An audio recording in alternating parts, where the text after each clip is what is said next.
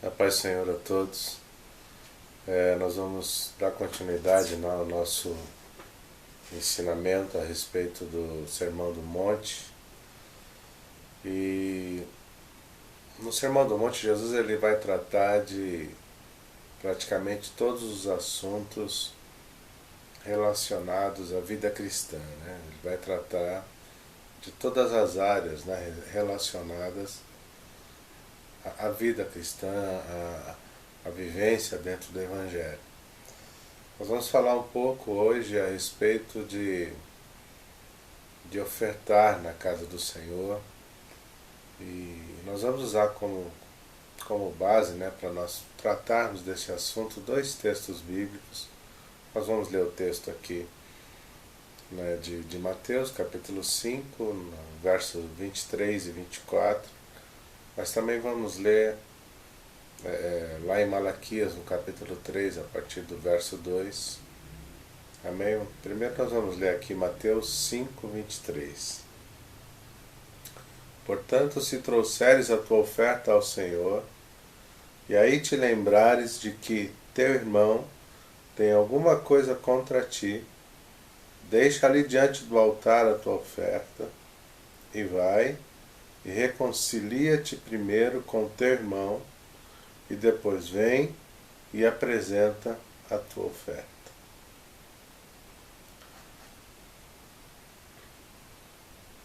Na verdade, essa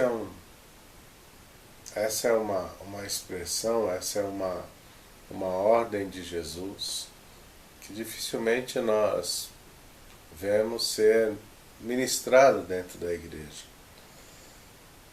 Essa questão da oferta no nosso tempo, nos nossos dias, ela tem sido explorada dentro da igreja de uma maneira muito ruim, de uma maneira muito destrutiva, eu diria, antibíblica e muitas vezes herege, porque trata-se da questão financeira, da questão do dinheiro dentro da igreja hoje de uma forma completamente fora dos padrões e fora do ensinamento bíblico, do ensinamento de Jesus. E Jesus trata aqui de algo que eu acho tremendo quando ele fala do momento de ofertar, do momento de trazer ao Senhor a oferta. No momento em que você vai entregar a sua oferta diante do altar do Senhor, entregar a oferta ao Senhor, Jesus ele chama a atenção para que seja feito antes uma reflexão, para que você primeiro avalie qual é a tua situação com o teu irmão, qual é a sua situação com os outros. E aí ele deixa claro que antes de ofertar é preciso que você primeiro, se você entender e perceber que existe alguma coisa acontecendo de errado entre você e um irmão teu, se o teu irmão tem alguma coisa contra você, então você deve primeiro procurá-lo, se reconciliar com ele, resolver a situação com ele, para depois você voltar até o Senhor e enfim entregar a sua oferta. Então, na verdade, nós vamos observar que tudo dentro do Evangelho, dentro da Bíblia, tudo dentro dessa vida de um homem, de uma mulher de Deus, dessa vida cristã, está relacionado à comunhão, está relacionado à boa convivência, está relacionado a um somar com o outro. A Bíblia aconselha que é melhor e que é importante que nós andemos de dois em dois, para que realmente um seja o apoio do outro e os dois juntos consigam realizar a obra do Senhor. É importante nós entendermos que, até no que diz respeito à questão de ofertar na casa do Senhor, para que essa oferta seja recebida por Deus e para que essa oferta se reverta em bênção sobre a tua vida, sobre as nossas vidas, é importante que eu esteja bem com o meu irmão. Nós vamos perceber que tudo dentro da vida cristã está diretamente relacionado as bem-aventuranças do Senhor. A Bíblia, temos até insistido nesse texto, temos lembrado ele várias vezes durante todos esses estudos que nós estamos fazendo, mas há uma necessidade que nós entendamos esta realidade de que devemos seguir a paz com todos, ou seja, eu estou bem com meu irmão, e seguir a santificação, estou bem com Deus, estou querendo me aproximar de Deus, porque sem estas coisas ninguém verá o Senhor, ninguém terá de fato uma experiência real com Deus. Pode parecer que esse momento em que Jesus traz a alusão a essa necessidade de nós compreendermos o viver em comunhão, o estar em comunhão com o nosso irmão, e isso está ligado diretamente também à oferta, pode parecer uma informação nova, mas se nós observarmos lá o texto de Malaquias, no capítulo 3, a partir do verso 2 e não apenas o 10, como muitas vezes ele é lembrado dentro da igreja, nós vamos observar que desde lá de trás já havia da parte de Deus uma exigência para que a nação de Israel, no ato de ofertar ao Senhor, existiam alguns parâmetros no que diz respeito à vida, no que diz respeito à conduta, no que diz respeito ao posicionamento de vida que Deus esperava da nação de Israel. Eu vou ler aqui em Malaquias 3, a partir do verso 2, que mostra para nós aqui qual é a expectativa de Deus com relação à igreja no que diz respeito à vida cristã, à convivência entre os irmãos. Mas quem suportará o dia da sua vinda? E quem subsistirá quando ele aparecer? Pois ele será como fogo de fundidor e como sabão de lavandeiros. Assentar-se-á como fundidor e purificador de prata, e purificará os filhos de Levi, e os refinará como ouro e como prata, até que tragam ao Senhor ofertas em justiça. Então a oferta de Judá e de Jerusalém será agradável ao Senhor, como nos dias antigos e como nos primeiros anos.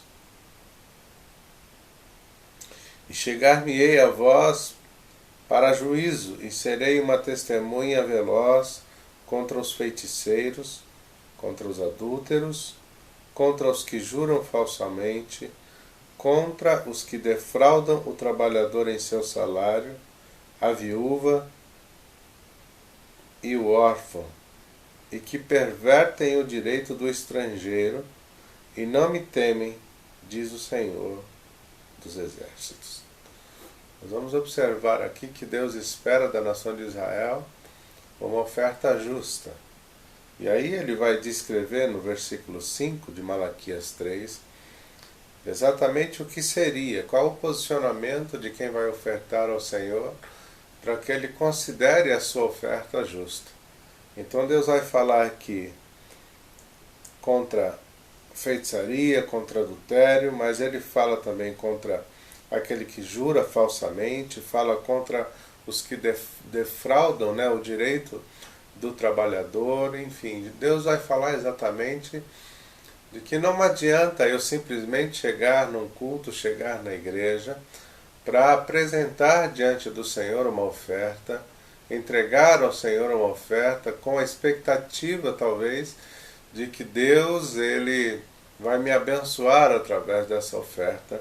Mas se eu tenho questões a resolver com meu irmão, se eu sou alguém, por exemplo, que não é justo no trato com o dinheiro, sou injusto com aquele que é necessitado, como a Bíblia aqui está dizendo em Malaquias, aquele camarada que defrauda o direito do outro trabalhador, então eu também não vou receber a bênção do Senhor.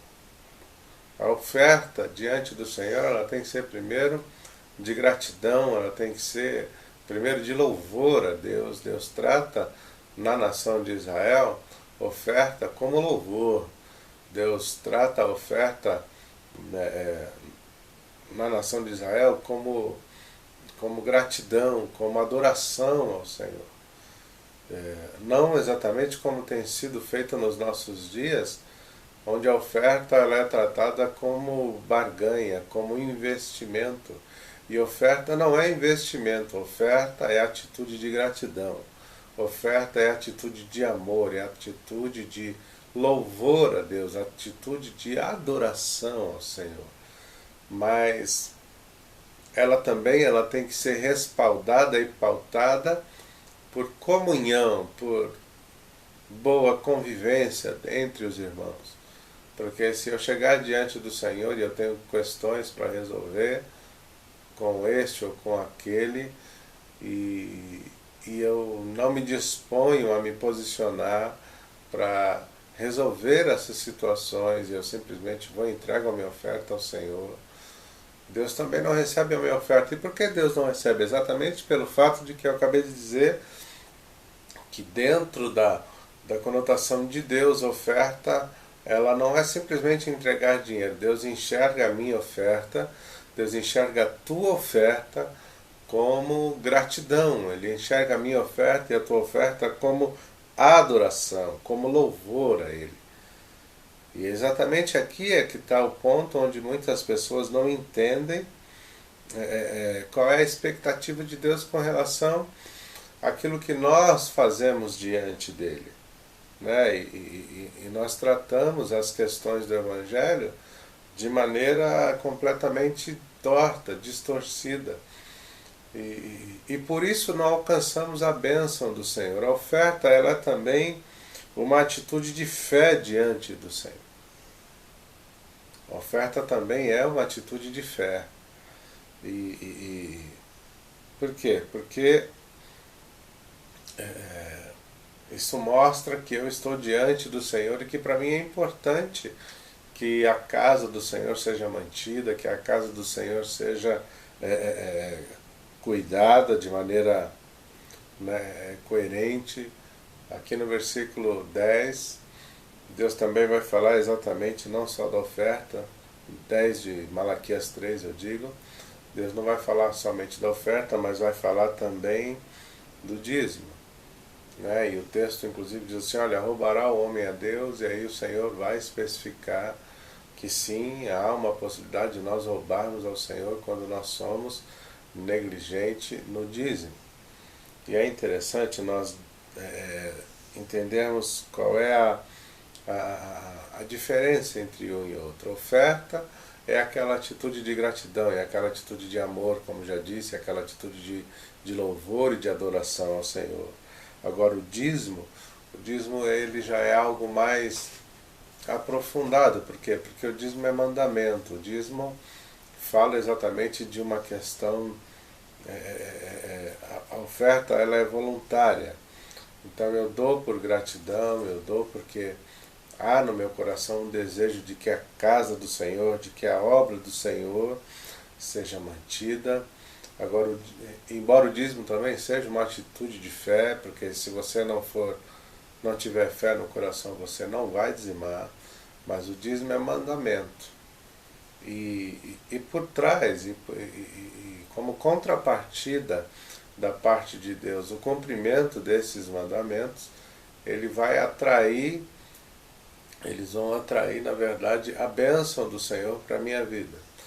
Mas o Senhor ele deixa muito claro no livro de Malaquias, no mesmo capítulo que já lemos no 3, mas no verso 10, que ele fala exatamente de que a pessoa que não entrega o seu dízimo, que não é fiel no dízimo, ele é negligente de maneira tão terrível diante do Senhor que Deus o qualifica como um ladrão mesmo, alguém que não está cumprindo um mandamento. E é interessante que o texto vai dizer que a pessoa que ela é fiel nessa área da sua vida, algo extraordinário acontece com ela. E o que acontece? O Senhor, ele repreende, ele impede a ação do devorador contra a sua vida, contra tudo que diz respeito à manutenção da vida, eu digo no sentido financeiro, no sentido de sustento físico. Então, quando eu sou fiel ao Senhor dentro desta área, automaticamente Deus vai repreender o devorador, ou seja, Deus tira o poder do diabo de tocar no meu dinheiro, de tocar na minha renda, de tocar naquilo que é sustento para a minha vida física, para a minha vida natural. E uma vez que eu sou negligente nessa área, automaticamente eu tiro a bênção do Senhor, eu tiro a proteção de Deus, então eu estou sujeito a ser de maneira dura e terrível confrontado pelo meu inimigo e roubado por ele. Mas a Bíblia diz que aquele que é fiel nessa área, então ele pode sim entrar diante do Senhor e pode, com a expectativa de que o Senhor abrirá as janelas do céu e te abençoará e nos abençoará, porque eu fui fiel. Fidelidade, ela vai gerar da parte de Deus bênçãos. Amém? Então, se você quer ser abençoado por Deus também na sua vida financeira, há uma necessidade de que nós entendamos alguns princípios da parte do Senhor.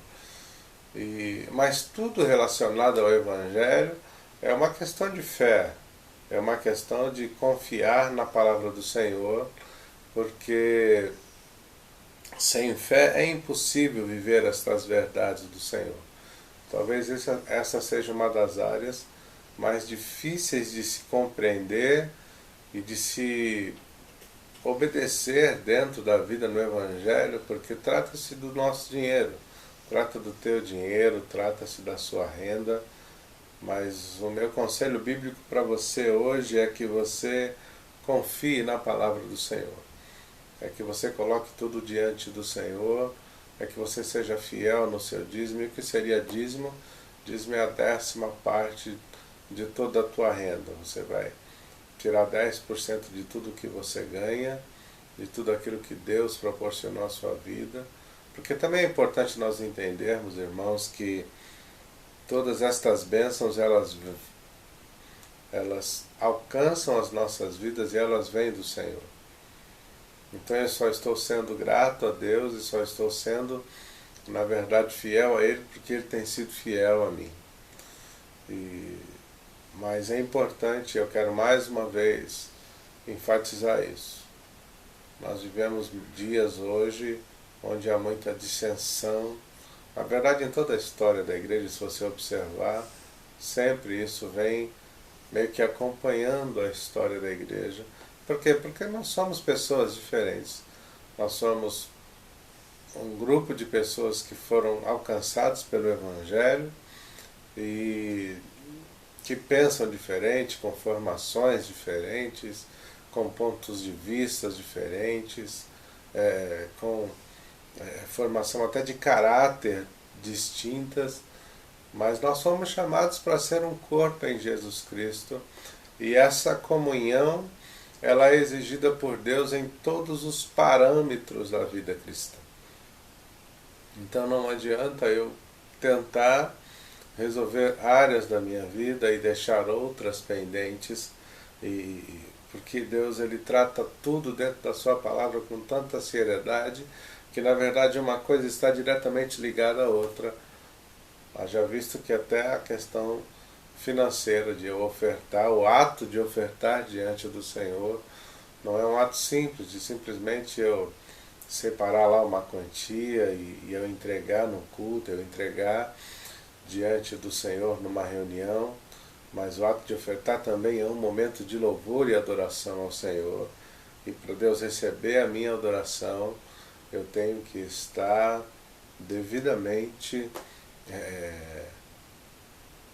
em comunhão com o meu irmão. Isso também me faz entender que até o ato do culto, o ato de estarmos diante do Senhor, prestando culto a Ele, para que isso chegue diante do Senhor e agrade a Deus, para que o nosso culto, para que o nosso louvor, para que o nosso glorificar a Deus, para que a nossa adoração também no momento de culto seja recebida por Deus, chegue diante do Senhor com um cheiro suave que lhe agrade.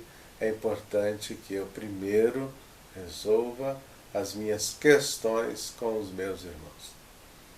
Então, o meu conselho para você, meu irmão, se você tem alguma pendência dentro da sua vida, procure o seu irmão, resolva com ele. Eu não sei exatamente qual é a intensidade das guerras que você enfrenta e quais são os conflitos que acompanham a sua vida, o seu dia a dia, mas o que eu sei é que nós servimos um Deus que Ele é poderoso, um Deus que tem poder para mudar toda e qualquer situação, um Deus que pode nos fazer viver de fato uma vida extraordinária diante dele. Nós ainda vamos tratar de alguns assuntos dentro do Sermão do Monte e nós vamos entender ao longo, né, dessa jornada aqui dentro desse sermão que o que Deus espera da igreja é uma vida, o que Deus preparou, melhor dizendo, para a igreja é uma vida realmente extraordinária, uma vida de conquistas espirituais e existenciais tão tremendas e tão poderosas que se a igreja toda entendesse qual é o foco de Deus para a igreja, qual é o objetivo de Deus para a igreja, nós seríamos, na verdade, um corpo tremendo, um instrumento poderoso na mão de Deus, todos nós seríamos. E com certeza o inferno não teria força para conseguir ceifar tantas pessoas, o diabo não teria tanta força para ceifar tantas pessoas dentro até da igreja mesmo e fora dela. Por isso meu conselho para você, seja fiel ao Senhor, seja fiel ao Senhor. Sua fidelidade ela será com certeza recompensada pela bênção de Deus, será recompensada por uma manifestação extraordinária da parte de Deus no sentido de trazer toda sorte de bênçãos sobre a sua vida, sobre a sua casa. No livro de Malaquias, no verso 10, vai dizer assim, que o Senhor ele vai abrir as janelas do céu e derramar sobre nós uma bênção tal que venha de maneira poderosa e tremenda suprir todas as áreas financeiras da nossa vida. Então, eu te chamo a atenção hoje para que você atente para a palavra do Senhor. A vontade de Deus é que Ele abra as janelas dos céus para te abençoar.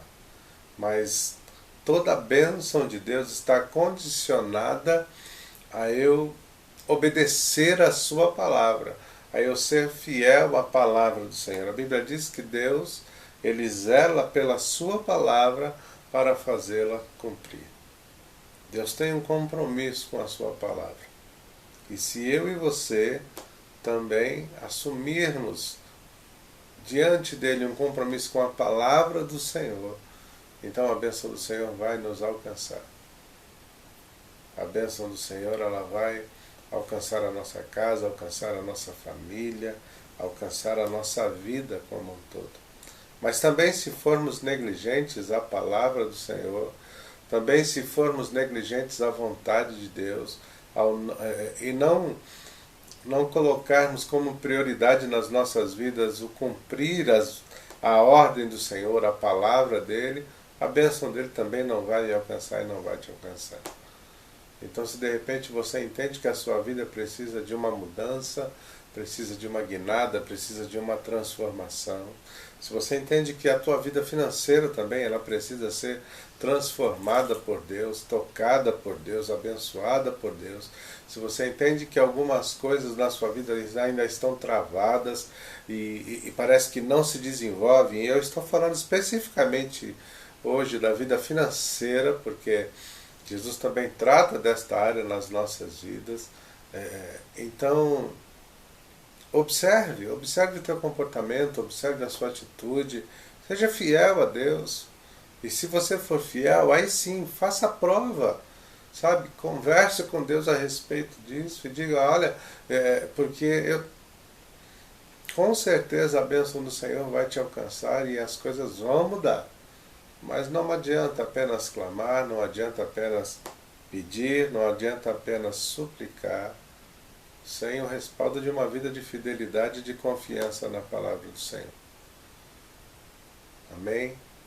Então que fique claro para nós que até para ofertar eu tenho que ter fé. Para dizimar eu tenho que ter fé. Mas eu também tenho que ter comunhão. Eu também tenho que estar bem com o meu irmão. Eu tenho que fazer valer e cumprir na minha vida o que diz a palavra do Senhor. Seguir a paz com todos e também a santificação.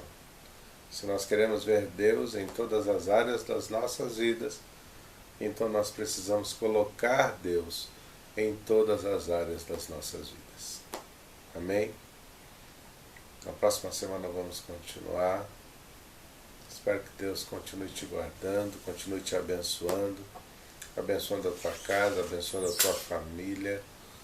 Mas, irmãos, a bênção do Senhor chega mais rápido quando nós somos fiéis ao Senhor e à sua palavra. Amém? Que Deus abençoe a todos vocês.